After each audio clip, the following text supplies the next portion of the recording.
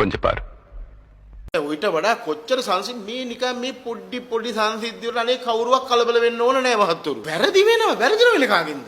ඔය සාමාන්‍ය දේවල්. මේ අනවශ්‍ය දේවල් අපි කලබල වෙන්න ඕන නෑ.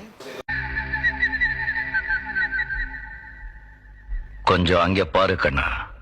අඩෝ කෙරියාමුදුරු උඹේ අම්මට උකන්ඩ කෙරියාමුදුරු YouTube වල TikTok වල ඒවා කියන්න තෝගේ තියෙන තෝගේ අම්මට අම්මට බලාගලින් ආමුදුරුවනි.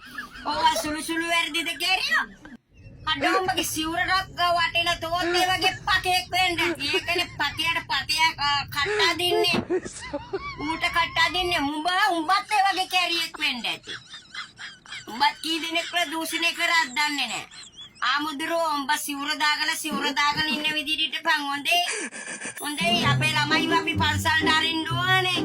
පන්සල් අරින්න ඕනේ බුදුන් වඳින්න අරින්න ඕනේ ළමයිට හරි සංස්කාර අපි වන්නන්නේ පන්සලකට කියලා වඳින්න උගන්නන ආමුදුරට ගෞරවය කරන්න උගන්නන උඹ මොනවද කියරියෝ කියන්නේ සුළු දේවල් කියලා ඒවා උඹත් ඌට හදින්නේ උඹත් ඒ වගේ දැස කැරියෙක් වෙන්නද කී කෙල්ලෙක් දරුවෙකුට මම දූෂණය කරක් දන්නේ උඹත් දැන් උඹලා ඔක්කොම බය වෙලා දඟලන්නේ නේ ඔය විශ්ලේෂණකට උඹලාගේ ඒවත් අවුවේ කියලා හා සුළු දේ இது எப்படி இருக்கு?